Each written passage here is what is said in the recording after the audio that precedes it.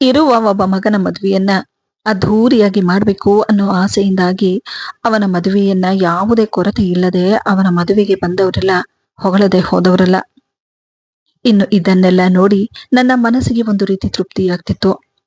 ಕೊನೆಗೂ ಇಷ್ಟು ವರ್ಷದಿಂದ ನಾನು ಕಂಡ ಕನಸು ನನಸಾಯ್ತು ಅನ್ಕೊಂಡಿದ್ದ ನನಗೆ ನನ್ನ ಮಗನ ಮದುವೆಯಾದ ತಕ್ಷಣ ಮನೆಯ ಪರಿಸ್ಥಿತಿ ಹೀಗಾಗುತ್ತೆ ಅಂತ ನಾನು ಅಂದ್ಕೊಂಡಿರ್ಲಿಲ್ಲ. ಇನ್ನು ನಾನು ಹೇಳಿದ ಹಾಗೆ ಎಷ್ಟೋ ವರ್ಷದ ನನ್ನ ಆ ಕನಸು, ಅದು ಒಬ್ಬನೇ ಮಗನನ್ನು ಅವನು ಒಪ್ಪಿದ ಕಡೆ ಅದ್ಧೂರಿಯಾಗಿ ಮದುವೆ ಕೂಡ ಮಾಡಿಕೊಂಡು ಮನೆಗೆ ಸೊಸೆಯನ್ನು ಕೂಡ ಕರೆದುಕೊಂಡು ಬಂದೆ. ಆದ್ರೆ ಮನೆಗೆ ಬಂದ ಸೊಸೆ 3 ದಿನಕ್ಕೆ ನನ್ನ ಮಗನ ಬಳಿ ಮಾತನಾಡ್ತಾ, ನೋಡು ರಾಜೀವ್, ನಾನು ನಿನ್ನನ್ನ ಮದುವೆಯಾಗಿ ನಿನ್ನ ಹೆಂಡತಿಯಾಗಿ ಬಂದಿರೋದು ಈ ಮನೆಗೆ ಬಂದಿರೋ ನೆಂಟ್ರಿಗೆ ಕೈಕಾಲು ಮುಗಿಯೋದಕ್ಕಲ್ಲ ಎಂದಾಗ ನನ್ನ ಮಗ, ರಾಧಿಕಾ, ಏನಾಯ್ತು ಅಂತ ಕೋಪ ಮಾಡ್ಕೊಳ್ತಿದ್ದೀಯಾ? ಇನ್ನು ಏನಾಗ್ಬೇಕು? ಬೆಳಗ್ಗೆನೆ ಅತ್ತೆ ನನ್ನ ಹತ್ರ ಬಂದು, ಮನೆಗೆ ಕೆಲವು ನೆಂಟರೆಲ್ಲ ಬಂದಿದ್ದಾರೆ, ಸ್ನಾನ ಮುಗಿಸಿ ಪೂಜೆ ಮಾಡಿದ ಮೇಲೆ ಅವರ ಕಾಲನ್ನ ಮುಗಿದು ಆಶೀರ್ವಾದ ತಗೋ, ಇದು ನಮ್ಮ ಮನೆಯ ಸಂಪ್ರದಾಯ. ಇದನ್ನೆಲ್ಲ ಮುಗಿಸಿದ್ಮೇಲೆ ಇವತ್ತು ಅಡುಗೆ ಮನೆಯಲ್ಲಿ ನಿನ್ನ ಮೊದಲ ದಿನ, ಏನಾದ್ರೂ ಸಿಹಿ ತಿಂಡಿನ ಮಾಡು ಅಂತ ಹೇಳಿ ಹೋದ್ರು. ನಾನು ಈ ಮನೆಗೆ ಬಂದು ಇನ್ನು 3 ದಿನ ಆಗಿದೆ ಅಷ್ಟೆ. ಬೆಳಗ್ಗಿನ ಜಾವ ಇನ್ನು ಎದ್ದು ಫ್ರೆಶ್ ಕೂಡ ಆಗಿಲ್ಲ. ಅಷ್ಟು ಬೇಗ ನನ್ನ ಮೇಲೆ ಮನೆ ಕೆಲಸವನ್ನ ಹೊರಿಸ್ತಿದ್ದಾರೆ. ನೋಡು ರಾಜೀವ್, ನಾವು ಯಾವ ಕಾಲದಲ್ಲಿದ್ದೇವೆ ಅನ್ನೋದು ಅವರಿಗೆ ಗೊತ್ತಿಲ್ಲ ಅನ್ಸುತ್ತೆ. ಅವರ ಪ್ರಕಾರ ಇನ್ನೂ ಅವರು ಹಳೆ ಕಾಲದಲ್ಲೇ ಇದ್ದಾರೆ ಅನ್ಕೊಂಡಿದ್ದಾರೆ. ಇಷ್ಟು ಓದಿರೋ ಹುಡುಗಿ ನಾನು, ಅದ್ರಲ್ಲೂ ಹಳ್ಳಿಗೆ ನಮ್ಮ ತಂದೆ ದೊಡ್ಡ ಶ್ರೀಮಂತರು, ಕೈಗೊಂದು ಆಳು ಕಾಲಿಗೊಂದು ಆಳು ಅಂತ ಹೇಳಿ ಬೆಳ್ದಿರೋಳು ನಾನು.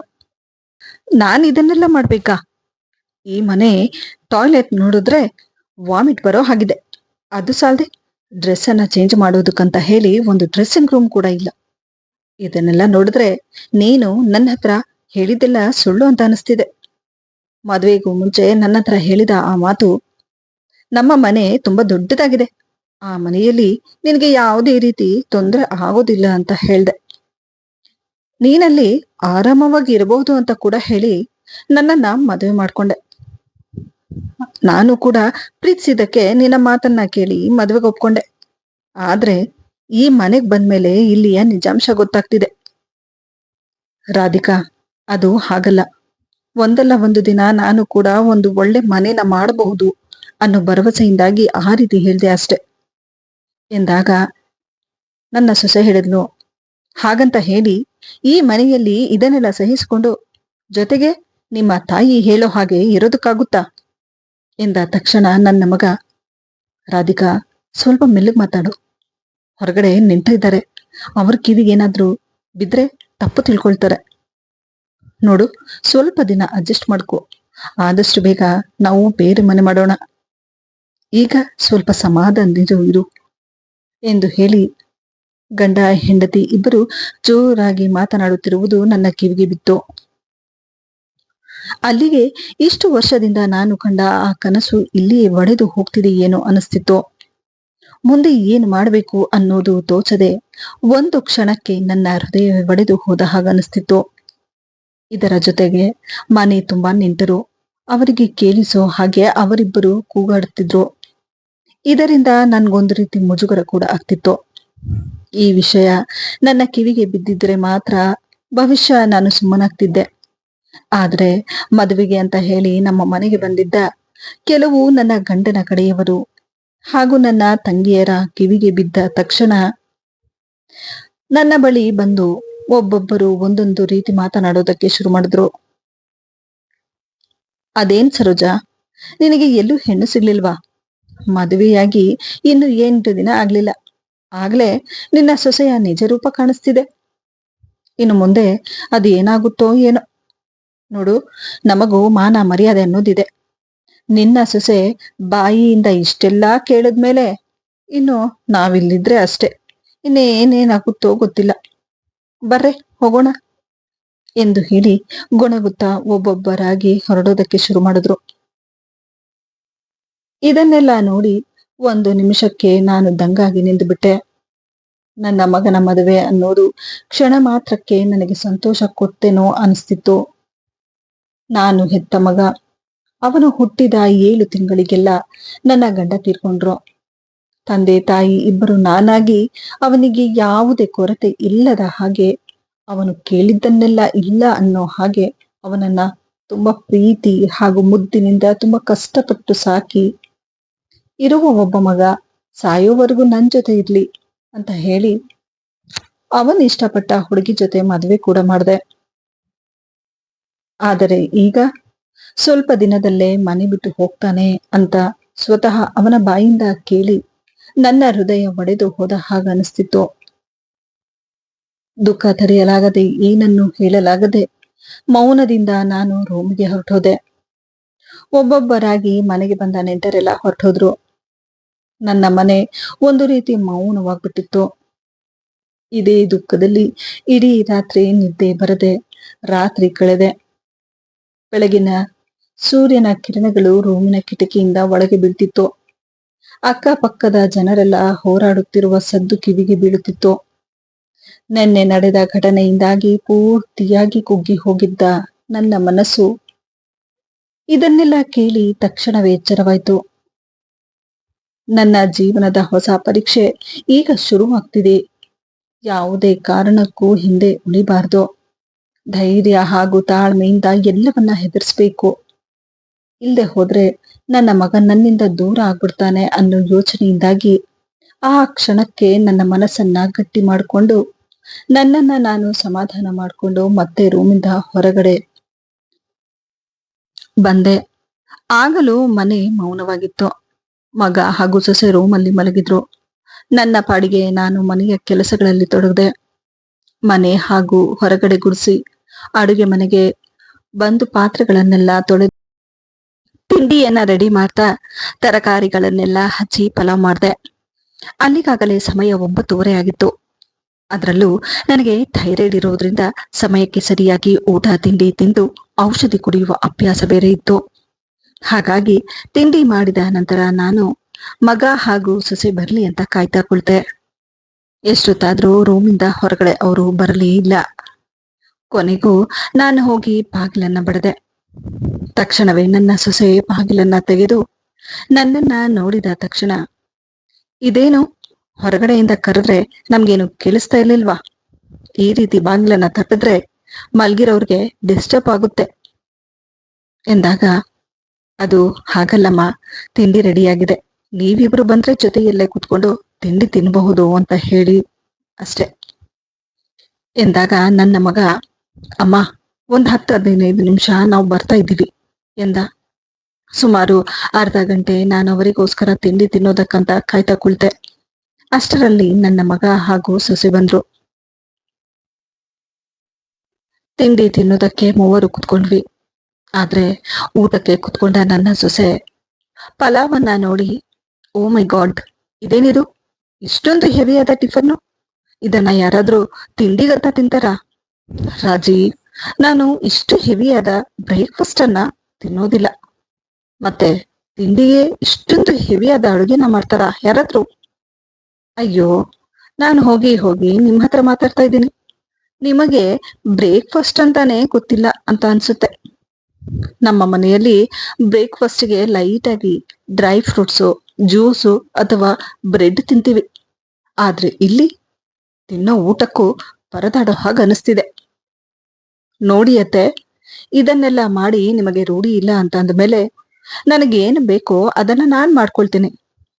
ಆದ್ರೆ ಹೀಗೆಲ್ಲ ಮಾಡಿ ನಾನು ಹಸಿವಿನಿಂದ ಇರೋ ಹಾಗೆ ಮಾಡ್ಬೇಡಿ ಎಂದು ಹೇಳಿ ಕೋಪದಿಂದ ಅವಳು ರೂಮಿಗೆ ಬಂದ್ಬಿಡ್ತಾಳೆ. ಅಷ್ಟರಲ್ಲಿ ಮಗ, ಇದೇನಮ್ಮ, ಈಗಲೂ ನೀನು ಹಳೆ ಕಾಲದಲ್ಲಿ ಇದೆಯಾ ಅನ್ಸುತ್ತೆ. ಮನೆಗ್ ಬಂದಿರೋ ಹೊಸ ಸದಸ್ಯ ಅವಳು, ಅವಳ ಟೇಸ್ಟು ಬೇಗನೆ ಇರುತ್ತೆ. ನೀನು ಈ ರೀತಿ ಎಲ್ಲ ಮಾಡ್ಬಿಟ್ರೆ ಅವಳಿಗೂ ಇಷ್ಟ ಆಗ್ಬೇಕಲ್ವಾ ಎಂದು ಹೇಳಿ ಗೊಣಗುತ್ತಾ ನನ್ನ ಮಗ ರೂಮ್ಗೆ ಹೊರಟ. ಇದನ್ನೆಲ್ಲ ನೋಡಿದ ನನಗೆ ಸೊಸೆ ಆಡಿದ ಮಾತುಗಳು ಒಂದು ಕಡೆಯಾದ್ರೆ, ಮತ್ತೊಂದು ಕಡೆ ನನ್ನ ಮಗ ಅವಳಿಗೆ ಜೊತೆಯಾಗಿ ನನ್ನನ್ನ ಅವಳ ಮುಂದೆ ಇಷ್ಟೆಲ್ಲ ಮಾತಾಡ್ತಿದ್ದ ಅನ್ನೋದು ನನಗೆ ತಡೆಯೋದಕ್ಕಾಗ್ಲಿಲ್ಲ. ಅವನ ಮಾತುಗಳು ನನ್ನ ಮನಸ್ಸಿಗೆ ಬಾಣದ ರೀತಿ ಚುಚ್ಚುವಂತಹದಾಗಿತ್ತು.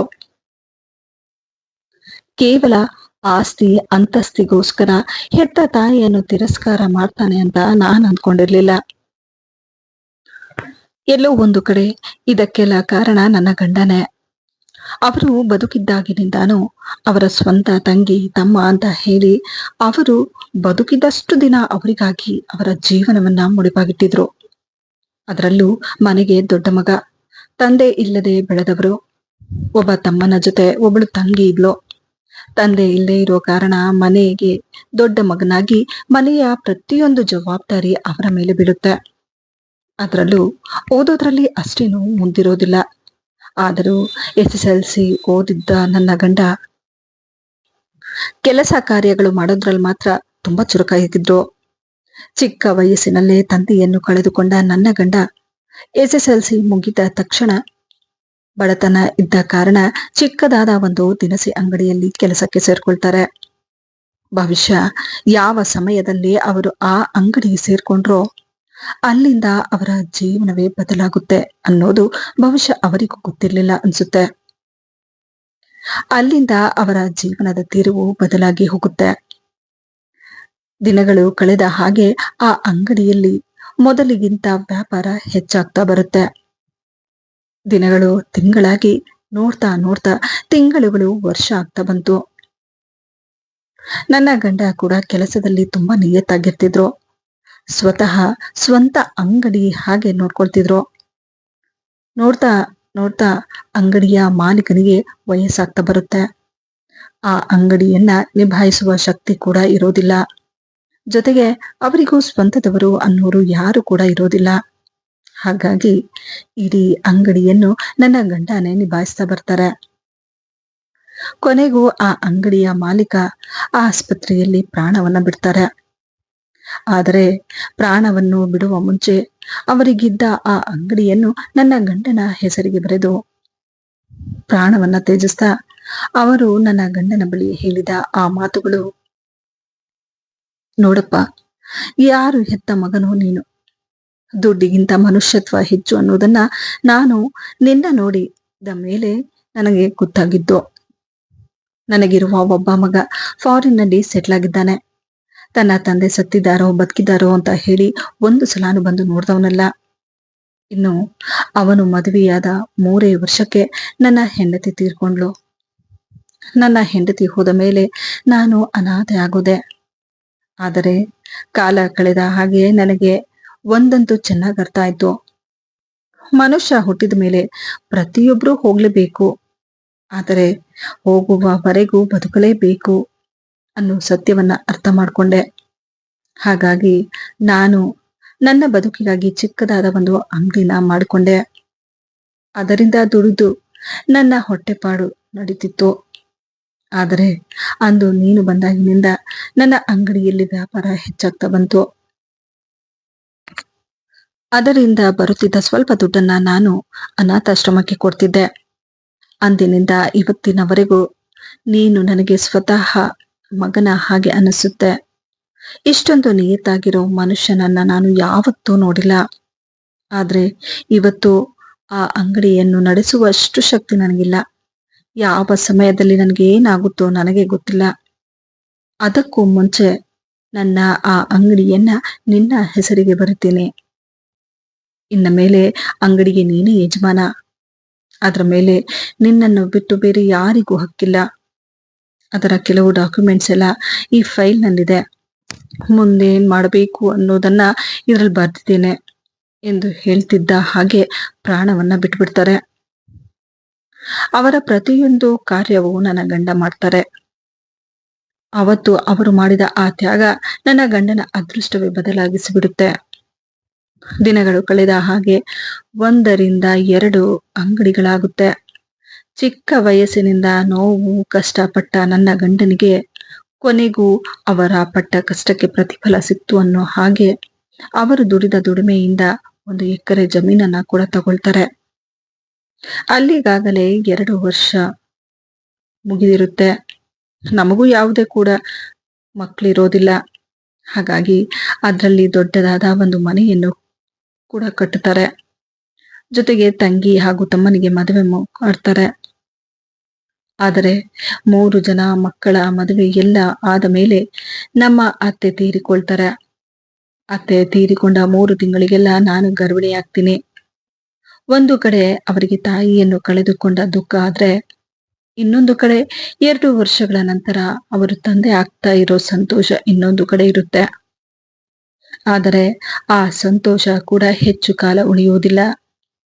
ನನ್ನ ಮಗ ಹುಟ್ಟಿದ 7 ತಿಂಗಳಿಗೆ ಸಡನ್ ಆಗಿ ನನ್ನ ಗಂಡ ಹಾರ್ಟ್ ಅಟ್ಯಾಕ್ನಿಂದ ತೀರಿಕೊಳ್ತಾರೆ. ಆಗ ತಾನೇ ಎಲ್ಲವನ್ನು ಪಡೆದುಕೊಂಡು ಸಂತೋಷವಾಗಿದ್ದ ನಮ್ಮ ಜೀವನದಲ್ಲಿ ಇಂತಹ ಒಂದು ಕಹಿಯಾದ ಘಟನೆ ನಡೆಯುತ್ತೆ ಅಂತ ನಾವು ಕನಸಲ್ಲೂ ಅಂದುಕೊಂಡಿರ್ಲಿಲ್ಲ. ಕ್ಷಣ ಮಾತ್ರದಲ್ಲಿ ಎಲ್ಲವೂ ಕಳೆದುಕೊಂಡ ಹಾಗನಿಸ್ತಿತ್ತು. ಗಂಡನಿಲ್ಲದ ನನ್ನ ಜೀವನದಲ್ಲಿ ಕತ್ತಲೆ ಆವರಿಸಿಕೊಂಡಿದೆ ಅನಿಸ್ತಿತ್ತು. ಗಂಡನನ್ನು ಕಳೆದುಕೊಂಡು ನಾನು ವಿಧವೆಯಾಗಿ ಹೋಗಿದ್ದೇನೆ ಅನ್ನೋದನ್ನ ಊಹಿಸುವುದಕ್ಕೂ ಆಗ್ತಿರ್ಲಿಲ್ಲ.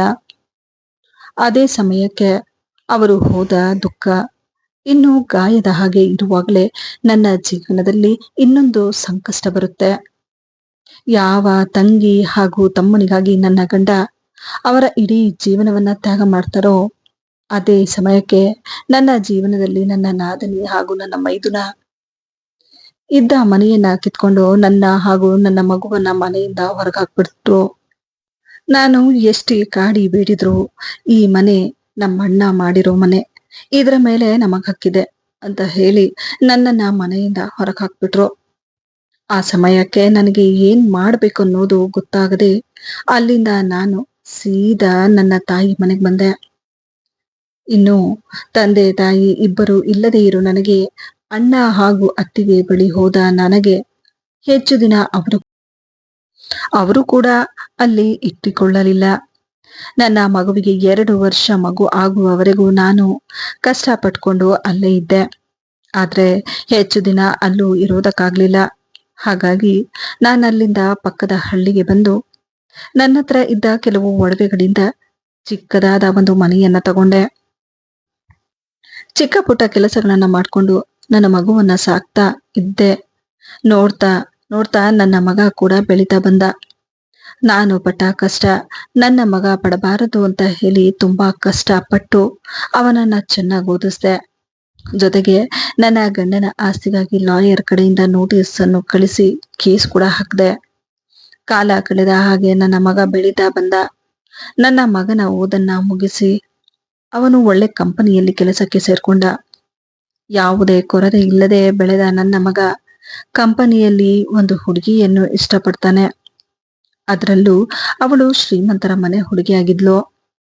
ತಂದೆ ಇಲ್ಲದ ನನ್ನ ಮಗನಿಗೆ ಯಾವತ್ತೂ ನಾನು ಅವನ ಇಷ್ಟದ ವಿರುದ್ಧ ಹೋದವಳಲ್ಲ. ನನ್ನ ಮಗನ ಆಸೆಗೆ ನನ್ನ ಆಸೆ ಅಂತ ಹೇಳಿ ಅವನು ಇಷ್ಟಪಟ್ಟ ಕಡೆ ಸಾಲ ಮಾಡಿ ಅದ್ದೂರಿಯಾಗಿ ಮದುವೆ ಕೂಡ ಮಾಡಿದೆ. ಕೊನೆಗೂ ನನಗಿರುವ ಒಬ್ಬ ಮಗನ ಮದುವೆಯನ್ನ ನೋಡಬೇಕು ಅನ್ನೋ ಆಸೆ ಕೂಡ ಪೂರ್ತಿಯಾಯ್ತು. ಇನ್ಮೇಲೆ ನಮಗೆ ಯಾವುದೇ ರೀತಿ ಕೊರತೆಗಳು ಇರುವುದಿಲ್ಲ. ಮಗ ಹಾಗೂ ಸೊಸೆ ಜೊತೆ ಸಂತೋಷವಾಗಿರಬಹುದು ಅನ್ಕೊಂಡಿದ್ದ ನನಗೆ ಮದುವೆಯಾದ ಮೇಲೆ ನಮ್ಮ ಇಡೀ ಜೀವನವೇ ಈ ರೀತಿ ಬದಲಾಗುತ್ತೆ ಅಂತ ಹೇಳಿ ನಾನು ಕನಸಲ್ಲೂ ಅಂದುಕೊಂಡಿರ್ಲಿಲ್ಲ. ಅದರಲ್ಲೂ ನನ್ನ ಮಗ ಹೆತ್ತ ತಾಯಿಯನ್ನು ಈ ರೀತಿ ತಿರಸ್ಕಾರ ಮಾಡ್ತಾನಂತ ನಾನು ಅನ್ಕೊಂಡಿರ್ಲಿಲ್ಲ. ನನ್ನ ಮನೆಗೆ ಸೊಸೆಯಾಗಿ ಬಂದವಳು ಶ್ರೀಮಂತರ ಮನೆ ಹುಡುಗಿ. ಆ ಹುಡುಗಿಯ ನಡೆ ನುಡಿ ಎಲ್ಲ ನಮ್ಮ ಮನೆಗೆ ಹೊಂದಿಕೊಂಡು ಹೋಗೋ ಹಾಗಿರ್ಲಿಲ್ಲ. ಆದರೆ ನನ್ನ ಮಗ ಹೆತ್ತ ತಾಯಿಯನ್ನ ಕೈ ಬಿಡುವುದಿಲ್ಲ ಅನ್ಕೊಂಡಿದ್ದೆ. ಆದರೆ ಅವನು ಕೂಡ ನನ್ನನ್ನು ಬಿಟ್ಟು ಹೋಗುವಷ್ಟು ಬದಲಾಗಿ ಹೋಗಿದ್ದ. ನಾನೇನೇ ಬೇಡಿಕೊಂಡ್ರು ಏನೇ ಹೇಳಿದ್ರು ಅವರಿಬ್ಬರು ಇಲ್ಲಿರೋದಕ್ಕೆ ಇಷ್ಟಪಡದೆ ಕೊನೆಗೂ ಬೇರೆ ಹೋಗೋ ನಿರ್ಧಾರವನ್ನು ಕೂಡ ಮಾಡ್ತಾರೆ. ಇನ್ನೇನು ಅವರು ಸಿಟಿಗೆ ಹೋಗ್ಬೇಕು ಅನ್ನುವಷ್ಟರಲ್ಲಿ ನನ್ನ ಜೊತೆ ನಡೆದ ಆ ಒಂದು ಘಟನೆಯಿಂದಾಗಿ ನನ್ನ ಜೀವನದಲ್ಲಿ ಇಷ್ಟು ದೊಡ್ಡ ಬದಲಾವಣೆ ಬರುತ್ತೆ ಅಂತ ನಾನು ಅನ್ಕೊಂಡಿರ್ಲಿಲ್ಲ. ಅಂದು ಸಡನ್ ಆಗಿ ಅದೇ ಸಮಯಕ್ಕೆ ನಮ್ಮ ಮನೆಗೆ ನನ್ನ ನಾದನಿ ಬರ್ತಾಳೆ. ಅವಳು ನಮ್ಮ ಮನೆಗೆ ಬಂದಿದ್ದನ್ನ ನೋಡಿ ನನಗೂ ಆಶ್ಚರ್ಯವಾಯ್ತು. ನನ್ನನ್ನು ನೋಡಿದ ತಕ್ಷಣ ಅವಳ ಕಣ್ಣಲ್ಲಿ ದುಃಖದಿಂದ ಕಣ್ಣೀರು ಬಂದು, ಅತ್ತಿಗೆ ನಾನು ಮಾಡಿದ ತಪ್ಪಿಗೆ ನಿಮ್ಮ ಹತ್ರ ಕ್ಷಮೆ ಕೇಳುವಷ್ಟು ಮರ್ಯಾದೆ ಕೂಡ ನಾನು ಇಟ್ಕೊಂಡಿಲ್ಲ. ಅವತ್ತು ನಾನು ಮಾಡಿದ ತಪ್ಪಿಗೆ ಇವತ್ತು ಶಿಕ್ಷೆಯನ್ನ ಅನುಭವಿಸ್ತಿದ್ದೇನೆ. ಅವತ್ತು ನಾನು ಮಾಡಿದ ಆ ತಪ್ಪು ಮನೆಯನ್ನ ಕಿತ್ಕೊಂಡು ನಿಮ್ಮನ್ನ ಮನೆಯಿಂದ ಹೊರಗೆ ಹಾಕಿದ್ದಕ್ಕೆ ನಾನು ಪಡಬಾರದಂತಹ ಕಷ್ಟಗಳನ್ನ ಪಡ್ತಿದ್ದೀನಿ. ಜೊತೆಗೆ ಜಾಂಡೀಸ್ ರೋಗ ಬೇರೆ ಬಂದಿದೆ. ಅದ್ರ ಜೊತೆಗೆ ಆ ಜಮೀನಿಗಾಗಿ ಕೋರ್ಟು ಅಂತ ಹೇಳಿ ಅಲೆದಾಡ್ತಾ ಸಾಕಾಗಿ ಹೋಗಿದೆ. ನೋಡಿ, ನನಗೆ ನನ್ನ ತಪ್ಪಿನ ಅರಿವಾಗ್ತಿದೆ. ಯಾವತ್ತಿದ್ರೂ ಆ ಮನೆ ನಿಮಗ್ ಸೇರ್ಬೇಕಾಗಿರೋದು. ಅದರಲ್ಲಿ ಒಂದು ನಯ ಪೈಸಾ ಕೂಡ ನನಗೆ ಬೇಡ. ಸದ್ಯಕ್ಕೆ ಈಗ ನನಗೆ ನನ್ನ ಆರೋಗ್ಯ ಸರಿ ಹೋದ್ರೆ ಸಾಕು ಅನಿಸ್ಬಿಟ್ಟಿದೆ. ಯಾವಾಗ ಏನಾಗುತ್ತೋ ನನಗೆ ಗೊತ್ತಿಲ್ಲ. ಇದನ್ನೆಲ್ಲ ನೋಡಿದ್ರೆ ನನಗೆ ನಿಮ್ಮ ಶಾಪ ತಟ್ಟಿದ್ಯೇನೋ ಗೊತ್ತಿಲ್ಲ. ಇದರಲ್ಲಿ ಕೆಲವು ಪೇಪರ್ಸ್ ಇದೆ, ಇದರಲ್ಲಿ ಸೈನ್ ಮಾಡಿ ಆ ಮನೆ ನಿಮ್ದು ಮಾಡಿಸ್ಕೊ ಎಂದು ಹೇಳಿ ನನ್ನ ನಾದಿನಿ ದುಃಖದಿಂದ ಆ ಮನೆಯ ಫೈಲ್ಗಳನ್ನ ನನ್ನ ಕೈಗಿಟ್ಟು ಹೊರಟಿ ಹೋದ್ಲು. ಆ ಕ್ಷಣಕ್ಕೆ ನನ್ನ ಜೊತೆ ಏನಾಗ್ತಿದೆ ಅನ್ನೋದು ನನಗೆ ಅರ್ಥ ಆಗದೆ ನನ್ನ ಮುಖದಲ್ಲಿ ಒಂದು ರೀತಿ ಮೌನ ಆವರಿಸಿಕೊಂಡು ಬಿಟ್ಟಿತ್ತು. ಇಷ್ಟು ವರ್ಷಗಳ ಹಿಂದೆಯೇ ಕೈ ಜಾರಿ ಹೋದ ಆ ಮನೆ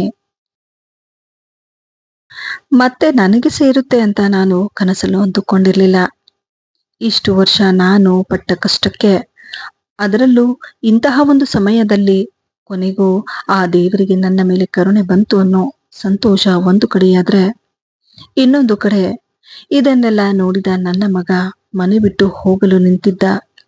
ಇಬ್ಬರು ಅದೇ ಸಮಯಕ್ಕೆ ನನ್ನ ಬಳಿ ಬಂದು, ಅಮ್ಮ, ಕೊನೆಗೂ ಪ್ರಾಪರ್ಟಿ ನಮ್ಮ ಹೆಸರಿಗಾಯ್ತು ಎಂದ ತಕ್ಷಣ ಅವನ ಮಾತನ್ನು ಕೇಳಿ, ನಮ್ಮ ಹೆಸರು ಅಂತ ಹೇಳ್ಬಿಡಪ್ಪ, ಆ ಮನೆ ನನ್ನ ಹೆಸರಿಗಾಗ್ಬೇಕಾಗಿರೋದು, ನಮ್ಮ ಅನ್ನೋದನ್ನ ಹೇಳ್ಬೇಡ. ಅಮ್ಮ, ಇದೇನ್ ಹೀಗೆ ಹೇಳ್ತಾ ಇದ್ಯಾ? ನಾನು ಕೂಡ ಈ ಮನೆ ವಾರಸ್ದಾರ ಅಲ್ವಾ ಎಂದಾಗ ತಾಯಿ ಹೇಳ್ತಾರೆ, ಅದ್ರ ಬಗ್ಗೆ ಈಗ ಯಾಕೆ ಮಾತಾಡ್ಬೇಕು? ಸದ್ಯಕ್ಕೆ ನೀವಿಬ್ರು ಹೊರಡೋ ಟೈಮ್ ಆಗ್ತಿದೆ. ಲೇಟ್ ಆದ್ರೆ ನಿಮಗೆ ಕಷ್ಟ ಆಗುತ್ತೆ. ಮೊದಲು ನೀವು ಹೊರಡಿ. ಅಮ್ಮ, ಅಮ್ಮ, ಹೀಗೆಲ್ಲ ಮಾತಾಡ್ತಾ ಇದ್ಯಾ? ಯಾಕಪ್ಪ, ನಾನ್ ಮಾತಾಡೋದ್ರಲ್ಲಿ ಏನಾದ್ರೂ ತಪ್ಪಿದ್ಯಾ? ನಿಮ್ಮ ಬಟ್ಟೆನ ಪ್ಯಾಕ್ ಮಾಡಿಕೊಂಡು ಹೊರಡೋದಕ್ಕೆ ನಿಂತಿರೋದು ನೀವು. ಇದನ್ನೆಲ್ಲ ಕೇಳುವ ಅವಶ್ಯಕತೆ ಏನಿದೆ?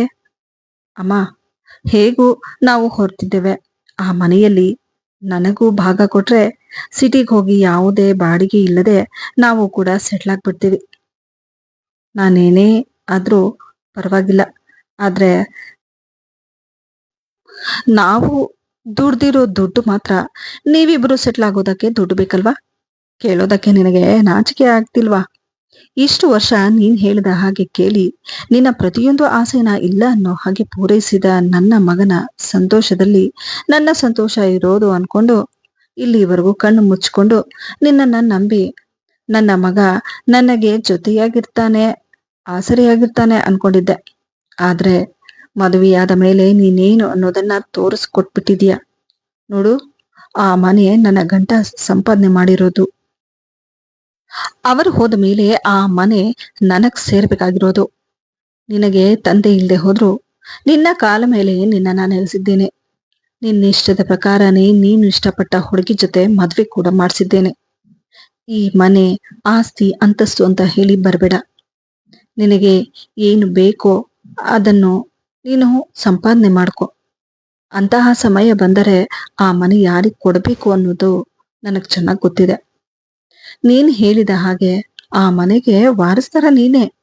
ಆದ್ರೆ ಯಾರು ಇಲ್ಲದೆ ಇರು ನನಗೆ ಸಾಯೋವರೆಗೂ ನನ್ನನ್ನ ನೀನು ಒಂಟಿಯಾಗಿರೋ ನನಗೆ ಆಸರಿಯಾಗಿ ಇದ್ದಿದ್ರೆ ಎಲ್ಲವೂ ನಿನ್ನದೇ ಆಗ್ತಿತ್ತು.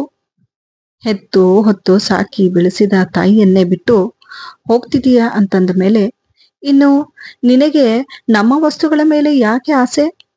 ಹೊರಗಡೆ ಹೋಗಿ ದುಡಿದು ಎಲ್ಲವನ್ನ ಸಂಪಾದನೆ ಮಾಡು. ಆಗ ಮನೆ ಆಸ್ತಿನೆಲ್ಲ ಸಂಪಾದನೆ ಮಾಡೋದು ಎಷ್ಟು ಕಷ್ಟ ಅನ್ನೋದು ಗೊತ್ತಾಗುತ್ತೆ. ನಿನಗೂ ಮಕ್ಕಳಾಗುತ್ತೆ.